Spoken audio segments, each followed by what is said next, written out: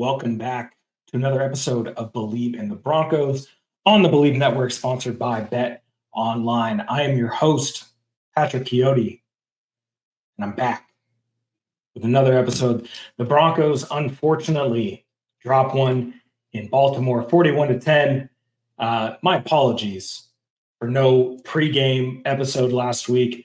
It's been busy with the newborn. Had a little operation. Everything's good to go. But back just in time for Chiefs week. Yes, the 5-4 Broncos are headed to Arrowhead to face off against the currently undefeated Kansas City Chiefs. Pretty nuts.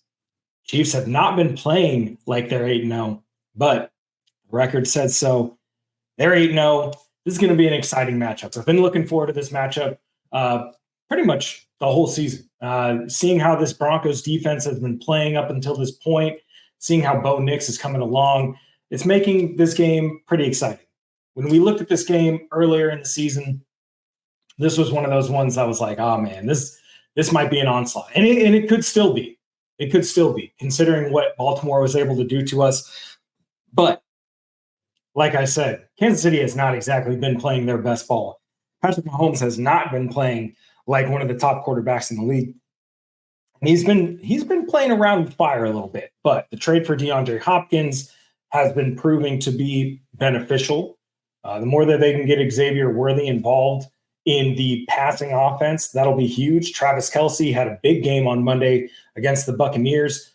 But that all to say, this team is still very beatable. Kansas City's defense is really good. They're playing at a really high level right now. One of the top-ranked defenses in the league. Broncos come in also with one of the top-ranked defenses in the league. Can Bo Nix show a little bit more than what he showed in Baltimore? It was not a pretty sight. I'll tell you right now, it was not a pretty sight. But we're going to cover that. Lots of news to go to break down for the Broncos. A player has been traded away. The trade deadline ended today. We're going to talk a little bit about the trade deadline. Which player was sent off? Which player probably should have been sent off, but is still on the team? And were there some moves that the Broncos might have left on the table? We'll talk a little bit about the Baltimore game. I'll give my thoughts on what I thought happened, what went right, what went wrong, and then we'll dive in to the Kansas City preview. It's going to be a good one. Before we get into that, I've got a message from our sponsors. Bet Online, the world's most trusted betting platform and your number one source for online betting. From the earliest odds to in-game live betting, Bet Online provides you with all the action and the ability to watch the games as they happen. With the largest selection of odds on everything from football, basketball, NHL, to entertainment and political props. Happy Election Day, by the way. Head to Bet Online today to get in on the action with America's most trusted site for online wagering, Bet Online. The game starts here. And where we're going to start is with the NFL trade deadline. Not a ton of big moves, but some pretty decent ones. Mike Williams traded from the New York Jets to the Pittsburgh Steelers. Pittsburgh also picked up Preston Smith from Green Bay. DeAndre Hopkins, of course, was traded a couple weeks ago from the Tennessee Titans to the Kansas City Chiefs. Marshawn Lattimore moved from New Orleans to the Washington Commanders. Big pickup for them. Broncos did trade Baron Browning. They traded him to Arizona for a 6th-round pick this next year in the draft. Now, a lot of people love Baron Browning. They liked the potential. Injury history kind of caught up to him. Wasn't able to really replicate the style of play that he was able to show us his first couple of years in Denver. Last year he has a really good game against Kansas City that broke the streak. But with Jonah Ellis coming along, Dondre Tillman has been playing really well when he's out on the field. Jonathon Cooper, who we'll talk about in a second, has been playing really great. And Nick Bonito, of course, he had a 6-game sack streak. Probably should have been 7 with his tackle on Lamar Jackson this last weekend, but they didn't count it as a sack. So unfortunate. But Barron is going to be a free agent at the end of the year. They're not going to pay him the writing was kind of on the wall. Maybe Drew Sanders is coming back. There's been reports. I know Mike Klis reported that Drew Sanders is coming back. He's going to be cleared to practice here pretty soon. But I honestly wouldn't put much weight into him being any more than like a special teams guy to start out. He's going to have to work his way back. And especially with an Achilles injury, like, is he going to play linebacker? Is he going to play edge? Like, this was the question last year. And now, fast forward to a year, he's coming off a pretty serious injury, and you're wanting him to take real snaps like in November, December football. I don't know. Don't keep your hopes high for that. But anyways, Baron Browning, he is now an Arizona Cardinal. 6th-round pick will be coming back to the Broncos. I mentioned Jonathon Cooper. Over the weekend, Jonathon Cooper agreed to a 4-year, $60 million extension, $33 million guaranteed. Shout out to my close friend, Mario Batanzi. He technically had this first. But Adam Schefter reporting $33 million in guaranteed money. This is great value for the production that Jonathon Cooper has given the Denver Broncos. Now, didn't have a good game last week against the Ravens. Kind of tough. It's a tough team to play, but he's been really consistent throughout his career. For a 7th-round pick, this is huge. This is massive value. I think Frankie Abbott said that he would be around 16th in total money for edge rushers. So not terrible, mid-level contract. He's definitely outplayed his draft slot. Definitely. Had 8.5 sacks last year, currently has 3.5 this year. He's one of the better players on this defensive front. And it's good that they locked him up. He's a ferocious player, really is one of the better edge defenders in this room, but like still the bar is only so high. We're talking about a 7th-round pick who's really turned in a good production resume so far. Now it's, where can we go from here? You got your money, you got your bag. Now we need to see the production. So let's get those sack numbers up a little bit. I know that they're trying everything they can, but it's still something that needs to be worked on, needs to be had. And as far as the trade deadline is concerned, this is the last thing we'll say about it. No major moves by the Denver Broncos. And I don't know how to feel about it. I look at this team and I say, okay, the offense is not playing nearly where it should be. Currently ranked 23rd in the league in total offense. There's no real separators in the wide receiver. There's no real playmakers in the wide receiver room. There's no playmakers in the tight end room at all. None. Javonte Williams has looked like a shell of himself. We're back to it. It's the Javonte Williams roller coaster. We're riding the high, and then we hit the low. It's tough. Because you can see that Nix is getting better. He's improving the little things. He's definitely helped. But when you've got guys missing passes that lead to turnovers, especially early in games, we can't have it. You've got guys missing assignments. Half of the offensive reps, the offensive line is just standing around, just watching Bo. You can watch him for free in the film room. Let's get some work done. So they could have made a trade for Deontay Johnson. They didn't really kick the tires on it. He ends up in Baltimore. They could have made a trade for DeAndre Hopkins, which I honestly would have loved. Would have loved D-Hop as a cheap Z option in this offense. I feel like he can separate. He can make big catches. Why not go get him? He's a veteran guy. Didn't do it. Instead, goes to a division rival, and now you just give Patrick Mahomes another weapon. Right? Marshawn Lattimore. Probably not. We're probably not going to kick the tires on Marshawn Lattimore. Expensive contract, aging, injury history, whatever. But I like Riley Moss. Don't get me wrong. But if you can rotate in Lattimore and Moss, that's a pretty good recipe if you ask me. Could have traded for Kamara after the Thursday night win. $20 million contract next year. Not ideal, but then New Orleans went ahead and extended him, gave him a ton of money. It's just going to make it harder for them to move on from him at the end of his deal. Would have been fun. It would have been fun to have Alvin Kamara in this offense, but I digress. Broncos didn't really make any big moves. They did apparently shop tight end Greg Dulcich. Maybe they were looking for a tight end. Maybe they were looking for something else in return. Tough to say, but can't blame them for shopping Dulcich. I'm surprised that, this morning I woke up and I was kind of thinking, what if I see that Cincinnati is traded for Greg Dulcich with the news that Eric All tore his ACL. Hey, that's fine. We'll take a conditional 7th round pick for Greg Dulcich. Well, what about Javonte Williams? Zach Moss is now out indefinitely. They ended up trading for Khalil Herbert, but Javonte Williams would have been a good spot. The reason I'm saying that, like, at 5-4, yes, we have a winning record, but like, look at how this offense has played, and especially after the Baltimore game, that was a realization for them. They're improving, but they're not quite ready to take on those elite teams, right?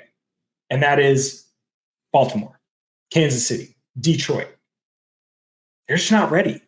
Offensively, they're not ready. Defensively, maybe. Baltimore kind of shredded us. So maybe the defense isn't ready. But I digress. I think that this trade deadline, probably you're just looking to get what you can for some of your guys that are on contract deals, right? Maybe they shopped around Garrett Bowles. Maybe they shopped around Javonte Williams because Sean Payton said, yeah, we're going to get a little more Audric Estime down the stretch. Read those tea leaves. Anyways, 41-10 loss at Baltimore. This was a tough one. I felt like in the first half, Bo was playing really well. Bo was showing that he belonged. He was making some pretty good throws throughout the first half. The first throw, the interception, people would say, "Oh yeah, it was too far out in front of little Jordan Humphrey." No, no. That he had a guy in his face. He's trying to throw around the guy. As a receiver, your job is to catch the ball. 2 times in the Baltimore game, little Jordan Humphrey tried to catch the ball with one hand instead of 2. And I cannot tell you how aggravated I was watching that, because one of them could have been a touchdown. The other one was, of course, an interception. So and then after the game, it's my bad. Well, Sean Payton talked about this. We can't have my bad anymore. How many more my bads are you going to get? We can't have 17, 18 weeks of, my bad, coach. Can't have it. You got little Jordan Humphrey out there missing passes. Marvin Mims apparently can't figure out how to turn his head around and track a ball. Troy Franklin, don't even get me started. I knew it. I knew as soon as we traded up for Troy Franklin, everyone was saying, yeah, the Bo Nix connect, the Oregon connection, that's great. Go back and look. I did not like it. And I don't think that Troy's a bad player. I just don't think he's ready to be an NFL receiver. And he's showing that week after week after week. I like the tools. He's got size. He needs to put on some more muscle, but he's tall. He's got speed. We see it every week. He's just blowing by DBs. But it's the little things that he just shows that he's not ready. He forgot how to catch the deep ball. We saw that in the Raiders game. Forgot how to catch the deep ball. And we saw it again. We saw it again in the Panthers game. In the Ravens game, they had that 4th and 2 slot fade, perfect route for a guy like Troy Franklin against cover 1, cover 0 coverage. Perfect route. He just slightly throttled down. when he turned his head around the 20-yard line. Go back and watch the clip. Slightly throttled down, threw off the whole thing. That shows that just the pro nuances aren't there for a guy like Troy Franklin. This trade deadline would have been the perfect opportunity for them to go out and get a veteran receiver. If playoffs were even in the conversation within the locker room, they should have gone and got somebody. At least one person.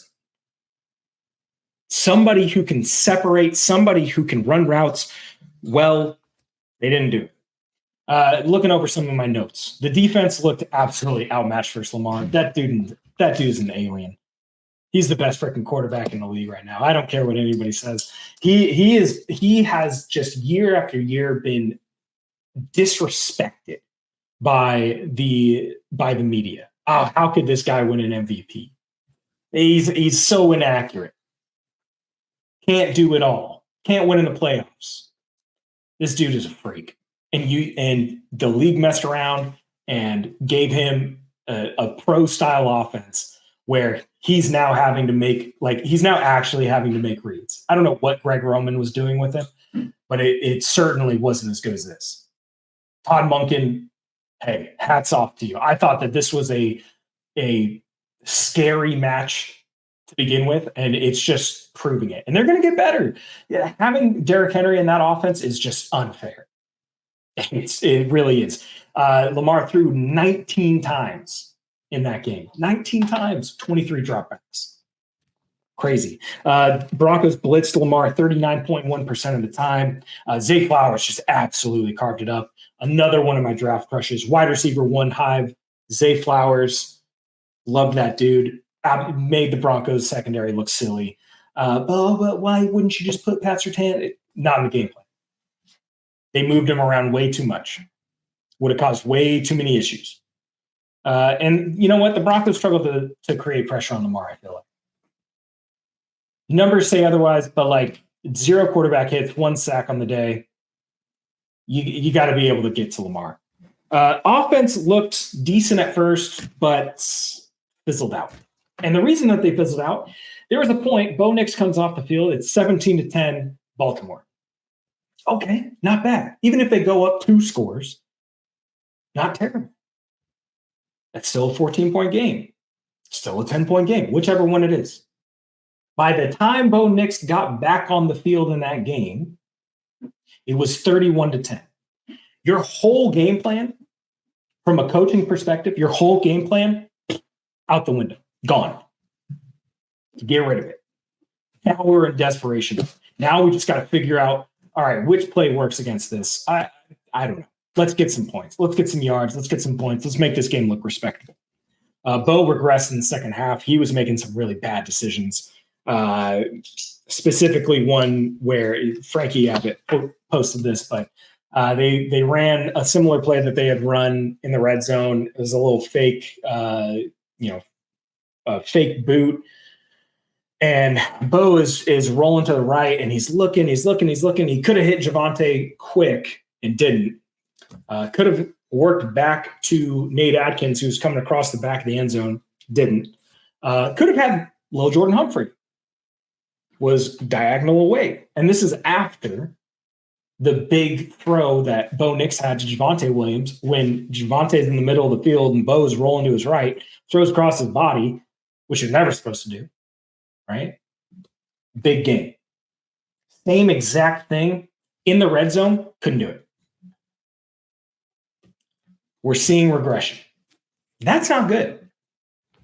I don't know what to say. Like I said, play calling got more desperate, and just a poor effort by the skills group all around. I mentioned a little bit, Lil Jordan Humphrey's effort, not great. Cortland Sutton's been coming around, which is fantastic. I still have my feelings about Court as a receiver, but he's been getting his production in the last couple of games. They've been force feeding the ball, but just not a great game by this Broncos offense. It felt like the run game was off. Offensive line was not playing very well. Garrett Bowles killed us with a couple penalties. Just this offense is just still not coming together. And that's tough. That's tough to see because if we're talking about this team being a playoff team, the offense has to be able to be somewhat cohesive. And right now, I just feel like they're not cohesive at all. I feel like a ton of times, Bo Nix is just out there doing everything that he can to make a play happen, which, fine. I'm fine with that. That's what your quarterback is supposed to do. But we've got to be better. Like, we have to help him out. There's too much standing around, and there's not enough guys who are hungry to make a play. I do not feel like there's guys that are hungry enough. There was a play in this last game. And I mean, it's been a couple of games now where Bo has to leave the pocket because he gets pressured or he creates his own pressure, whichever one it is. Leaves the pocket, and guys, offensive linemen just standing around, just watching. In the Panthers game, there's a play where Bo still has the ball in his hand, and Garrett Bowles is just hands on his hips, mid-play. What are we doing? Tell me that you don't want to be here without telling me that you don't want to be here. So now we go into Kansas City. And if you've heard me talk over the last, few weeks, they have to win at least one of these next 3 games, is what I said before the Baltimore game. At least one. Prefer 2, but at least 1. Couldn't get it done in Baltimore. Now you're going on to Kansas City, who just had an overtime win against the Tampa Bay Buccaneers. Some of my notes for this KC matchup. Kansas City is showing every week that they're definitely beatable, but still elite. Defense is playing at a really high clip. Offense, not so much. Getting Kareem Hunt back has been huge. That has definitely boosted the run game for the Chiefs. Patrick Mahomes, what's going on? You good? You all right? Because he's been struggling. He's been throwing some. DeAndre Hopkins bailed him out of another interception. He almost threw 2 on the last drive of the game. I don't know what's going on. I don't know what he's seeing. Spags is in his bag, though. Addition of Josh Uche at the trade deadline, that's definitely going to help them down the stretch. But Spags is just in his bag. He's going to bring a lot of exotic looks against Bo. Does really well against rookie quarterbacks. So, it's going to be a tough game for the Broncos offense again, but still beatable. This is a winnable game and we'll get to it in the keys of the game. But if they can just play a clean game, if you just play a clean game of offense, you'll be fine. They barely survived Tampa Bay. This was a team that the Broncos manhandled. You barely beat them. You got by on a phantom face mask call on Tristan Wirfs. I don't know what, make it more obvious. Make it more obvious, NFL officiating, that when the Chiefs are playing at home, we're blind. We're not looking at nothing. They get worse for his hand coming off of the player and swiping across the visor of a defensive player. That's a face mask? Interesting. And then, to end the game, a false start by Jawan Taylor. Where have we heard that before? Not called. How many games am I going to have to watch this season that feature the Kansas City Chiefs where Jawan Taylor is leaning before the snap and they do not call it? You're not supposed to fucking move. You can't move. You can't lean. You can't rock with it. You can't do anything. When you're set, you're set. And if you're not, it's false start or it's illegal motion. It's one of those two. Pick one. But they're not calling it. And they're not calling it in crucial points in games. Look, the Kansas City Chiefs have won 2 straight Super Bowls. They are clearly the best team in the NFL. You don't need more help. Stop giving them more help. That's the whole point. That's why a lot of fans get frustrated like myself, when we have to watch these games, because as someone who has eyeballs and has been on the sidelines for games, has been up in the booth for games, I look at everything. I'm looking at everything. And when you see egregious things happen that don't get called, that would get called on any of the other 31 teams in this league, you kind of got to start to think. But my personal vendetta goes away. Here's the keys to victory for the Denver Broncos. You got to pressure Patrick Mahomes. That's the first key. Got to pressure Mahomes. The ankle injury was clearly bothering him in the Tampa Bay game.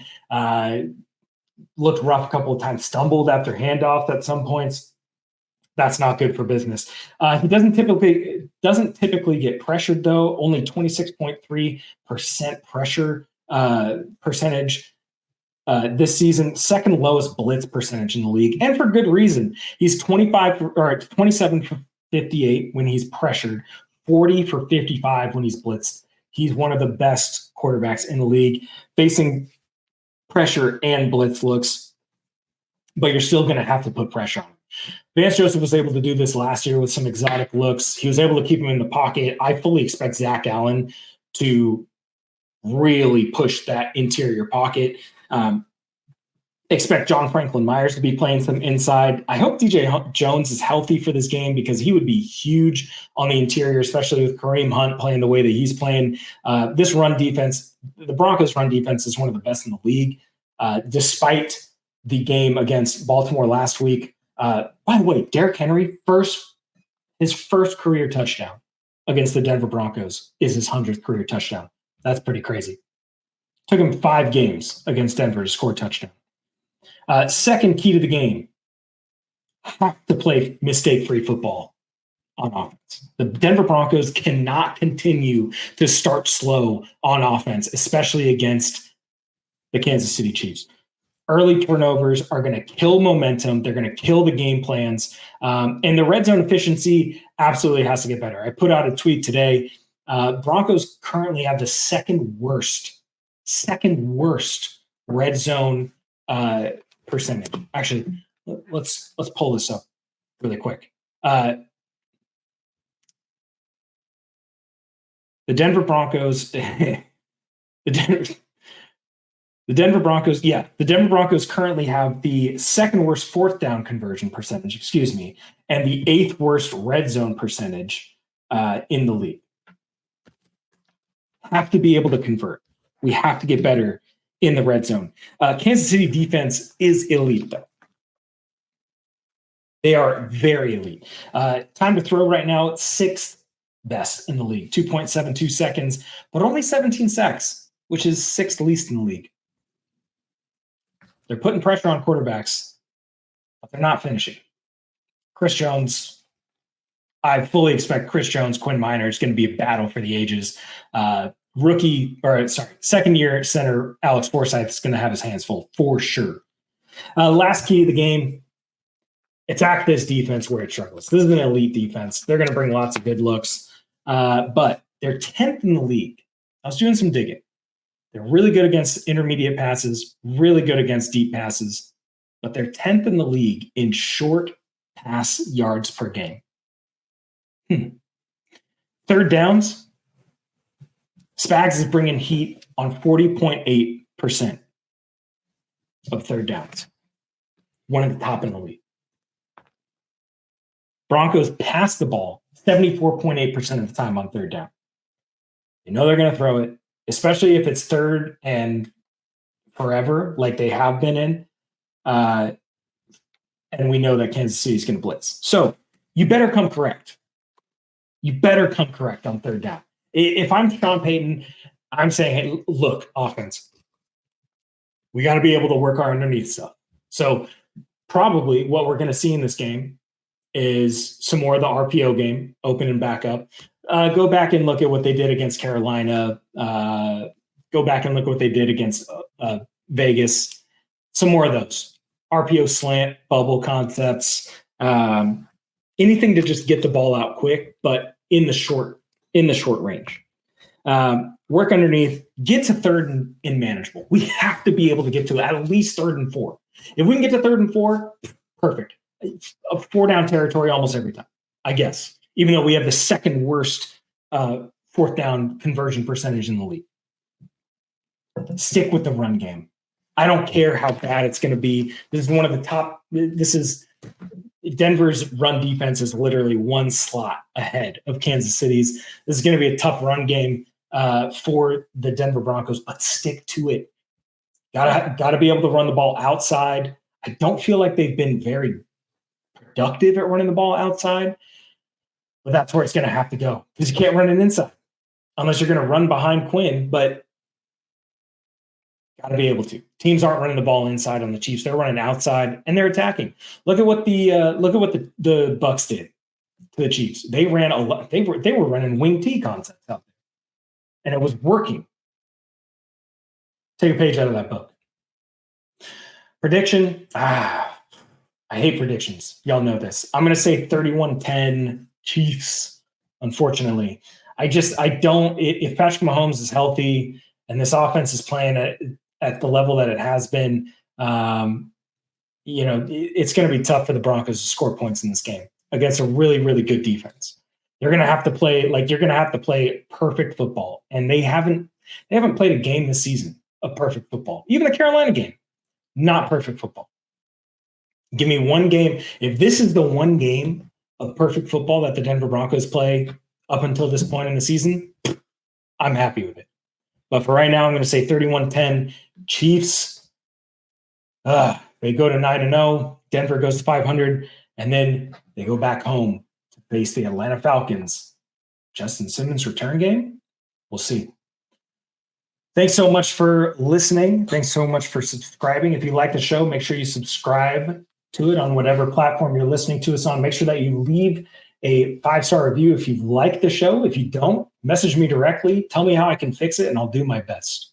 Follow me on Twitter at Patrick Chiotti. Follow at Bleav Network as well. Thanks for joining in. Bleav in the Broncos on the Bleav Network, sponsored by Bet Online.